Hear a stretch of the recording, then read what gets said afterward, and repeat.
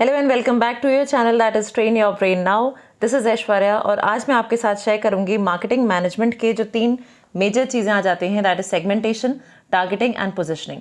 तो इसी के साथ में कुछ एग्जांपल्स भी आपके साथ शेयर करूंगी, कुछ केसेस शेयर करेंगे so that there is easy understanding. तो ये जो चैनल है, यहाँ पे हम commerce related class 11th 12th CBSE का फर्स्ट ईयर से रिलेटेड CUET एग्जाम होते हैं, we have English, we have GK, इतनी सारी चीज़ें हैं, पर्सनालिटी हैं, इन सारी चीज़ों से रिलेटेड जो भी वीडियोस बन सकते हैं, जो भी पॉसिबिलिटीज़ मुझे लगती हैं जो मुझे आपके साथ शेयर करनी चाहिए, वो सब हम इस प्लेटफॉर्म से आपके साथ शेयर करते हैं।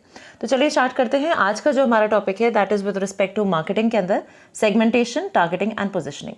वी ऑल नो कि आज के मार्केट में हम प्रोडक्ट बनाने से काम नहीं चलेगा, प्रोडक्ट को किस तरह से आप लोगों तक पहुंचाएंगे उस पर भी आपको काम करना पड़ेगा। So one can not be everything to everyone but can be everything to a selected few. This means कि आप हर चीज़ सबके लिए नहीं कर सकते, बट ये हो सकता है कि आप कुछ लोगों के लिए बहुत सारी चीज़ें कर सकते हैं। और ये भी हमें पता है कि 2 इंडिविजुअल्स एकदम एक जैसे नहीं सोचते, तो हर पर्सन की जो रिक्वायरमेंट है वो डिफरेंट है, उसकी सिचुएशंस डिफरेंट हैं और उसके हिसाब से कंपनी को चीज़ें बनानी होती हैं, चीज़ें पहुंचानी होती हैं, सेगमेंट करना होता है। हम सबके लिए, पूरी वर्ल्ड के लिए, सबके लिए बनाएंगे तो डेफिनेटली हमारा प्रोडक्ट जो है प्रॉपरली रीच नहीं हो पाएगा, ना ही लोगों से हमें प्रॉपरली फीडबैक मिलेगा। So to create differentiation, marketers use segmentation, targeting and positioning और STP। तो इन्हीं तीनों टर्म्स को हम साथ में भी यूज़ कर सकते हैं and we use a combined term that is STP। STP is nothing but segmentation, targeting and positioning. इसी को रिप्रेजेंट करता है STP, जिससे हम डिफरेंशिएशन करते हैं, हम अलग अलग कर पाते हैं। तो जब हम सेगमेंटेशन प्रोसेस की बात करते हैं, सेगमेंटेशन मतलब कि सेगमेंट्स बनाना, अलग अलग उन्हें बाइफर्केट करना, उसका तरीका क्या होता है? इसमें 3 स्टेप्स आते हैं। वही जो 3 स्टेप्स जिन पे आज हम बात कर रहे हैं, they are actually the basics of segmentation process. सबसे पहले सेगमेंटिंग करेंगे, फिर हम टारगेटिंग करेंगे और पोजिशनिंग करेंगे। कुछ आपको इसका जो वर्ड है उससे भी क्लियर हो रहा होगा कि इनका मीनिंग क्या है, और फिर मैं आपसे डिटेल में इन सब के बारे में बात करूंगी। सेगमेंटिंग के अंदर भी हम बहुत कुछ बात करेंगे, टारगेटिंग के अंदर उसकी क्या क्या स्ट्रैटेजीज होती हैं कंपनी के लिए, उन पर बात करेंगे, और पोजिशनिंग होता क्या है और क्या उसके बेसिक्स हैं, क्या प्रोसेस है पोजिशनिंग का, उस पर भी we will be talking. So market segmentation is the process of dividing a heterogeneous market into homogeneous subunit। अब पहले आपको समझना है हेट्रोजीनियस और होमोजीनियस। देखिए, आपने इस केमिस्ट्री में पढ़ा होगा, हेट्रोजीनियस यूजुअली एक ऐसा कॉम्प्लेक्स हो जाता है जिसमें कि अलग अलग तरह के कंपाउंड्स हों, अलग अलग तरह के मिक्सचर्स जो हैं एक साथ रखे गए हैं। होमोजीनियस हो जाता है जब आप उन्हें अलग अलग कर देते हैं। मान लीजिए आपके पास बहुत सारा सामान है और उसमें सारे तरह के सामान एक साथ रखे हुए हैं, टॉयज़ भी हैं, बुक्स भी रखी हुई हैं, और मान लीजिए वहाँ पे ब्रिक्स भी हैं। तो अलग अलग तरह की चीज़ें एक साथ अगर हैं, बट जैसे ही आप इन सबको अलग अलग कर देते हैं, टॉयज़ को अलग कर दें, ब्रिक्स को अलग कर दें, बुक्स को अलग कर देते हैं, इट बिकम्स होमोजीनियस सब यूनिट। वही चीज़ हम यहाँ पे कह रहे हैं, वी आर सेइंग मार्केट का सेगमेंटेशन कर देना, डिवाइड कर देना। जो पूरा हेट्रोजीनियस मार्केट है, सारे एग्रीगेटेड हैं, सारे एक साथ हैं, उनको अलग अलग होमोजीनियस सब यूनिट्स में जब हम बाइफर्केट कर देंगे, दैट इज मार्केट सेगमेंटेशन। तो इसमें देखिए एक और डेफिनेशन बनती है कि market segmentation is the identification of portions of the market that are different from one another और share a similar set of needs. तो एक डायग्राम से भी आप आइडेंटिफाई कर पा रहे हो कि एक ग्रुप है जिसमें हर तरह के लोग हैं, बट आपने क्या किया, आपने उसमें से अपना जो टारगेट है, अपना जो सेगमेंटेशन है, उसको अलग कर देना। तो it is the identification of the portion कि ये जो एक मार्केट है, इसमें से हमारे 4 अलग अलग सेगमेंट्स बन गए, और ये जो सेगमेंट्स हैं, यहाँ पे जो आप 4 कलर्स देख सकते हो, we have purple, yellow, green और ऑरेंज का, ये बेसिकली 4 अलग अलग सेगमेंट्स को रिप्रेजेंट कर रहे हैं। अब ये जो चारों सेगमेंट्स हैं, इन चारों ही सेगमेंट्स के अंदर अलग अलग पर्सनालिटीज़ हैं, अलग अलग बिहेवियर पैटर्न है, अलग अलग रिक्वायरमेंट है। तो सबसे पहले हम क्या करते हैं, as a marketer we have to segment the market. तो हम पूरे मार्केट को आइडेंटिफाई करते हैं और फिर उसे छोटे छोटे पोर्शंस में डिवाइड करते हैं जो कि सिमिलर सेट ऑफ नीड्स पर वर्क करती हैं। अब इसी में आप आगे देखिए, जब हम बात करते हैं टाइप्स ऑफ सेगमेंटेशन की, काफ़ी इंपॉर्टेंट है। तो ये यहाँ पे मैंने मेन बेसिस लिए हैं और इन्हीं बेसिस के अंदर किस तरह से फर्दर हम डिवाइड करते हैं वो मैं आपको यहीं पे समझाऊंगी। तो मेन बेसिस क्या है? एक है डेमोग्राफिक। डेमोग्राफिक की तरह से हम सेगमेंट कर सकते हैं। दूसरा है पर्सनल डेमोग्राफिक के बेसिस से हो सकता है। तीसरा आता है साइकोग्राफिक के बेसिस से। फिर होता है बिहेवियरल के हिसाब से आप सेगमेंट कर दें, या एक होता है सोशियो इकोनॉमिक बेसिस से आप डिफ्रेंशिएट कर सकते हैं या आप सेगमेंटेशन कर सकते हैं। अब एक एक मैं आपको अलग अलग समझाऊंगी, डिटेल में समझाऊंगी। आप इसे अपने वर्ड्स में भी लिख सकते हैं और आप इसे डिटेल में भी naturally as per the convenience, as per the requirement आप उसे समझ सकते हैं और उसे कहीं पर भी लिख सकते हैं, बता सकते हैं दूसरे को भी। तो जैसे मैंने आपको पहले बताया कि सेगमेंटेशन बेसिकली क्या है, हम टोटल मार्केट को अलग अलग सेगमेंट्स में, अलग अलग डिविजन्स में बाइफर्केट कर रहे हैं, हेट्रोजीनियस मार्केट को होमोजीनियस लॉट्स में अलग अलग कर रहे हैं। तो जो सबसे पहला आया दैट इज़ डेमोग्राफिक। तो डेमोग्राफिक को हम जोग्राफिकल भी कह सकते हैं, आपको पता है geographical and demographic are one and the same. इसमें क्या क्या आता है, इसमें बेसिकली कंपनी क्या कर रही है, अपने टोटल मार्केट मतलब जो पूरा मार्केट है उसे डिवाइड कर रही है on the basis of country. ठीक है, कंट्री के बेसिस से हो सकता है या लोकेशन के बेसिस से हो सकता है, जैसे ग्लोबल है, रीजनल है, तो इस तरह से आप उसे डिवाइड कर सकते हैं। या आप डिवाइड कर सकते हैं on the basis of small medium large, कोई कंपनी है उसके हिसाब से हो सकता है, पॉपुलेशन की डेंसिटी कितनी है उस जगह पे, उसके हिसाब से आप डिवाइड कर सकते हो कि यहाँ पे इतनी डेंसिटी है, यहाँ पे कम है, यहाँ पे ज़्यादा है, इस बेसिस से हम डिवाइड करते हैं। दूसरा आ जाता है पर्सनल डेमोग्राफिक। तो पर्सनल डेमोग्राफिक में क्या होता है, इसमें हम क्या करते हैं, हम ब्रेकअप करते हैं पूरी पॉपुलेशन का। तो जो भी उस जगह की पॉपुलेशन है उसको हम डिवाइड कैसे करेंगे, अलग अलग कैटेगरीज बनाते हैं। अब कैटेगरीज किस बेसिस से बनेंगी, भाई जेंडर हो गया, मेल फीमेल हो गया, एज के हिसाब से। ओके, एज के हिसाब से भी आपका जो मार्केट है वो डिफर कर जाएगा। एजुकेशन का लेवल क्या है, वहाँ पे जो एजुकेटेड है उसमें भी जो लेवल्स हैं एजुकेशन के, उसके हिसाब से मार्केट डिफरेंशिएट होगा। ऑक्यूपेशन क्या है लोगों का, वहाँ का सेगसिटी क्या है। सेगसिटी का एक्चुअली मतलब होता है रिफाइनमेंट। ओके, रिफाइनमेंट हम कहते हैं, जैसे फैमिली का ग्रुपिंग सिस्टम है उसको अगर हम कह देते हैं, उसको थोड़ा सा रिफाइनमेंट करना जिससे कि अलग अलग डिफरेंट बिहेवियरल पैटर्न्स शो हों, दैट इज सेगसिटी। तो उसके बेसिस से भी हम डिफरेंशिएट कर सकते हैं। एक और आता है दैट इज सोशियो इकोनॉमिक। तो सोशियो इकोनॉमिक में भी आ जाता है इनकम, एजुकेशन, ऑक्यूपेशन क्या है, फिर वहाँ पे फैशन का क्या तरीका है, अगर हम फैशन के हिसाब से बात करें या इनकम के हिसाब से देखें, तो जैसे जितनी भी कार की कंपनीज़ हैं तो अब देखो वो ये ज़रूर चेक करती हैं कि उस जो भी टारगेट मार्केट है वहाँ पे इनकम के बेसिस से वो डिवाइड करती है मार्केट को। फिर अगर सोशल क्लास देखें तो यहाँ पे बेसिकली हम सोशल पोजीशन देखते हैं कि आप कौन से सोशल पोजीशन को टारगेट कर रहे हो और उनके लिए सामान बना रहे हो। फिर आता है बिहेवियरल सेगमेंटेशन।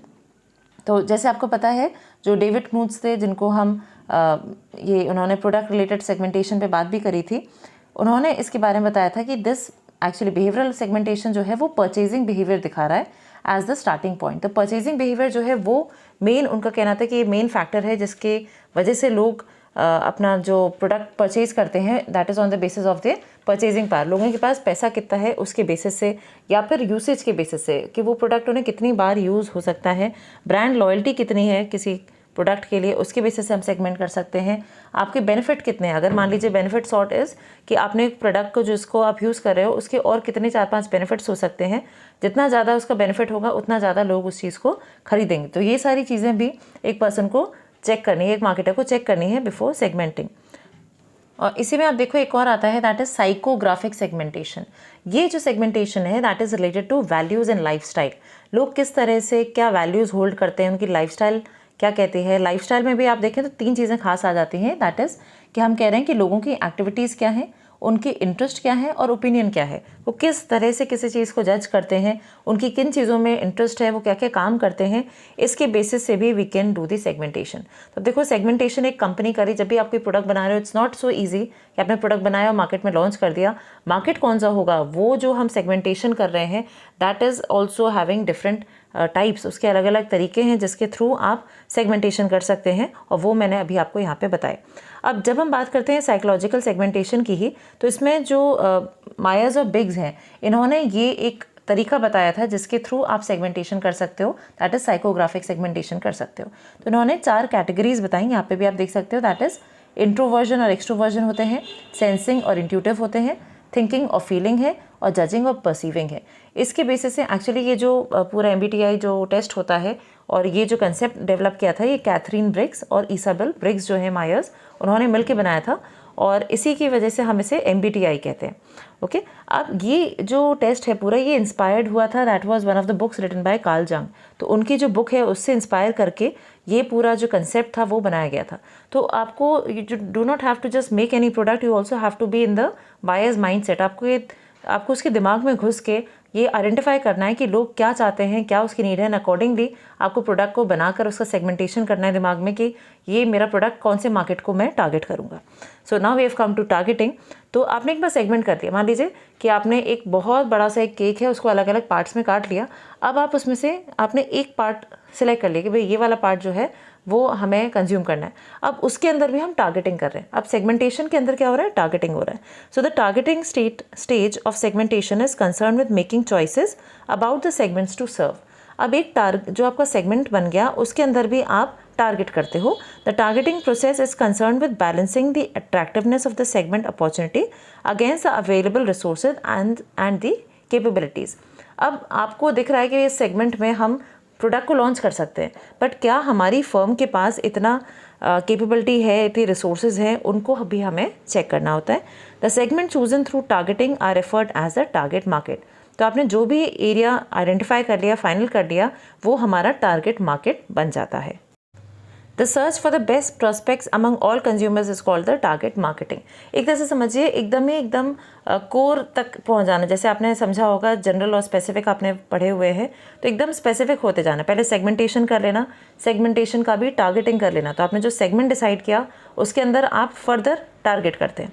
अब टारगेट को भी जो करने के तरीके हैं उसमें बहुत सारी स्ट्रैटेजीज़ आती हैं। कुछ स्ट्रैटेजीज़ मैं यहाँ पे आपसे डिस्कस करूँगी, एक एक करके हम सारी स्ट्रैटेजीज़ को डिस्कस करेंगे। देखिए, सबसे पहली आती है मास मार्केटिंग। बहुत ही सिंपल तरीका है, सबसे अच्छा होता है, और ये यूजुअली वो कंपनीज यूज़ करती हैं जो कि एक सिंगल प्रोडक्ट बना रही हैं और एक ही मार्केटिंग प्रोग्राम के साथ चलेंगी। That will appeal to large number of customers. बहुत सारे कस्टमर्स को अगर आप टारगेट कर रहे हो और एक सही प्रोडक्ट है आपका, तो हम मास मार्केटिंग का तरीके को यूज़ करते हैं। तो जितनी बड़ी बड़ी कंपनीज़ हैं, सोनी हो गई, कोक हो गई, तो इनके ब्रांड्स ऑलरेडी मार्केट में बहुत स्टैब्लिश्ड हैं, बहुत सारे बायर्स हैं, और आपको बहुत ज़्यादा इसमें चेंजेस भी नहीं करने, क्योंकि आपको एक सिंगल प्रोडक्ट मार्केट में मूव कर रहा है। तो आप लार्ज नंबर ऑफ पीपल को जब केटर कर रहे हो, मतलब आपकी जो टारगेट मार्केट है वो बहुत बड़ा है और आपके प्रोडक्ट में भी बहुत ज़्यादा चेंजेस नहीं है, तो ऐसे में आप मास मार्केटिंग को यूज़ करते हैं। मास मार्केटिंग का एक और नाम है that is undifferentiated marketing. Undifferentiated क्यों है? क्योंकि भाई अलग अलग ही नहीं करा, आप पूरा जो सेगमेंट है, पूरा एरिया ही आपने अपने पे रखा हुआ है, आपने पूरे मास को अपने सेगमेंट में बनाया हुआ है, so that becomes your mass marketing. तो ये स्ट्रैटेजी है टारगेटिंग की। दूसरी आ जाती है इसको हम कॉन्सेंट्रेटेड टारगेट मार्केटिंग भी बोलते हैं। इसमें भी क्या हो रहा है, एक्चुअली ये पार्ट है मास मार्केटिंग का ही, तो जो हमने पहले पढ़ी थी उसी का पार्ट होता है लार्ज सेगमेंट मार्केटिंग। तो इसमें कंपनी क्या करती है, उसको यहाँ पे भी बहुत बड़ा वो लार्ज जो सेगमेंट है उसे लेके चलती है, बट उसके पास रिसोर्सेज लिमिटेड होती हैं। इसमें सबसे बड़ा प्रॉब्लम ये होता है कि यहाँ पे रिस्क बहुत ज़्यादा है। अगर आपका प्रोडक्ट फेल हो गया, अगर वो नहीं चला, तो आपको बहुत ज़्यादा लॉस हो सकता है। तो इसमें ये आपको ध्यान रखना है कि ऑर्गेनाइजेशन की मार्केटिंग एफर्ट्स होते हैं वो एक सिंगल सेगमेंट पे फोकस कर रहे हैं, और यहाँ पे रिस्क बढ़ जाता है, क्योंकि अगर आपकी स्ट्रैटेजी फेल हो गई तो वो आगे भी नहीं चल पाएगी। थर्ड जो हम बात करते हैं that is adjacent targeting marketing. इसमें क्या होता है, जैसे मान लीजिए जो सुजुकी कंपनी है, जब वो एंटर हुई थी इंडियन मार्केट में, इट स्टार्टेड विद मारुति 800। फिर जैसे ही ये पूरा मार्केट उसने कैप्चर कर लिया, मारुति 800 से अपने प्रोडक्ट को पूरी तरह से मार्केट में वो ले आई। Now what they decided was कि वो उन्होंने मारुति जेन को भी इंट्रोड्यूस किया। तो जैसे ही आपका एक प्रोडक्ट पूरे मार्केट को अच्छी तरह से कैप्चर कर लेता है, आपके जो सेगमेंट आपने आइडेंटिफाई किया हुआ है वो पूरी तरह से कैप्चर हो जाता है, तो आप उससे रिलेटेड और जो आपके प्रोडक्ट्स हो सकते हैं उनको भी उसी मार्केट में लॉन्च करना शुरू कर देते हो। तो मैं आपको नॉर्मली समझाऊंगा टर्म्स इंग्लिश के फॉर्म में, अगर हम इसे देखें, when a single segment focus has reach the point of full market penetration. पूरा मार्केट आपने कैप्चर कर लिया है, and after a single market segmentation successful, the marketer opts for the adjacent segment. तो और जो साथ साथ और जो आपके सेगमेंट्स पॉसिबल हैं उन पे जब आप फोकस करना शुरू कर देते हैं, that becomes your adjacent. That means कि आपने अपना पूरा सेगमेंट जिसके लिए आपने पहले तैयारी की थी वो पूरा कवर कर ही लिया, और साथ साथ अब आप आसपास के और जो सेगमेंट्स हैं, जो जेन के लिए जो बायर्स हैं, उनको भी आप टारगेट करना शुरू कर देते हो। अब आते हैं फोर्थ वाले पे, that is multi segment target. तो देखिए, मल्टी सेगमेंट, इसका मल्टी का मतलब ही क्या है, एक से ज़्यादा। तो जब आप एक से ज़्यादा मल्टी सेगमेंट, एक से ज़्यादा सेगमेंट्स को आप अप्रोच कर रहे हो, ओके, तो इसमें क्या है, जैसे आप एग्जांपल ले लीजिए, एक पावर सप्लायर कोई कंपनी है, तो जो पावर सप्लायर कंपनी हुई तो उसके सेगमेंट्स क्या बनेंगे? एक हो सकता है वो डोमेस्टिक यूजर्स के वो सप्लाई कर रही हो, या गवर्नमेंट को सप्लाई करें, कॉमर्शियल एस्टैब्लिशमेंट्स को दें और फैक्ट्रीज़ को दें। तो एक ही पावर, अलग अलग सेगमेंट्स, अलग अलग जो आपने बाइफर्केट किए, अलग अलग जो मार्केट्स बनाए, उन सबको जब आप सर्व करने लगो, तो सारे ही मार्केट्स को आप सर्व कर रहे हो एट द सेम टाइम। ये भी ध्यान रखना है, सारे मार्केट्स को आप सर्व करें at the same time, that becomes a multi segment. इसमें एक और एग्जाम्पल बन जाएगा, नाइकी के जो शूज़ होते हैं, तो वो आप देखो अलग अलग गेम्स हैं, हर तरह के गेम्स के लिए वो शूज़ को बनाते हैं। तो again they are targeting on multi segment target strategy. Okay, next आती है स्मॉल सेगमेंट। स्मॉल सेगमेंट क्या होता है, which are ignored by the large competitors. तो जो बड़ी बड़ी कंपनीज हैं वो बड़े बड़े मार्केट्स को टारगेट कर रही हैं, बड़े बड़े सेगमेंट्स को टारगेट करती हैं, बट बहुत बार उनसे जो छोटे छोटे एरियाज हैं, छोटे छोटे सेगमेंट्स हैं जिनको कोई भी कैप्चर नहीं करता, उनको वो भूल जाते हैं। So these are the small segments जिनको बड़ी कंपनीज, लार्ज कंपनीज इग्नोर कर देती हैं और मार्केटर्स जो होते हैं इन एरियाज़ को कैप्चर करते हैं। फिर आता है निश मार्केटिंग। निश सेगमेंट मार्केटिंग में क्या होता है, targeting is limited to number of customers और पर्टिकुलर सेट ऑफ कस्टमर्स। एक तरह से समझिए कि जो आपने सेगमेंट आइडेंटिफाई कर लिया उसके अंदर भी आप फर्दर और बाइफर्केशन करके कुछ सिलेक्टेड लोगों को ही टारगेट करते हो। ये पूरी तरह से इनकी जो नीड्स हैं, इनकी जो रिक्वायरमेंट्स हैं, उनको हमारा प्रोडक्ट पूरी तरह से फुलफिल कर दे। तो it makes a niche to the customers marketing efforts according to the target group. तो जैसा वो चाहते हैं वैसे ही हम बना रहे हैं। तो अपने आप को और प्रिसाइज कर लेना और स्पेसिफाई करके कुछ ही लोगों पे टारगेट करना, इसको हम कॉन्सेंट्रेटेड मार्केटिंग भी बोलते हैं। तो एक बार हम सारे मार्केटिंग के जो ये टारगेटिंग थी उसको, सबसे पहले मैंने आपको बताया था मास मार्केटिंग, जिसको हम अनडिफरेंशिएटेड मार्केटिंग बोल रहे हैं।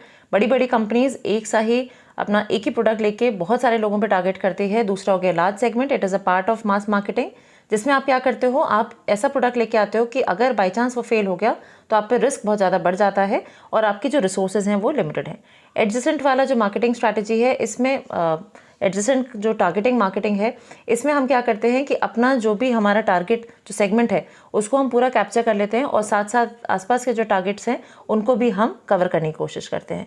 Then we have multi segment, जिसमें कि हमारा प्रोडक्ट बहुत सारे सेगमेंट्स को मैच कर सकता है, तो हम उन सारे सेगमेंट्स को एक बार में ही फुलफिल करते हैं। स्मॉल सेगमेंट आपको ध्यान रखना है, जो कि बड़ी बड़ी कंपनीज छोड़ देती हैं उन सेगमेंट्स को कैप्चर करना।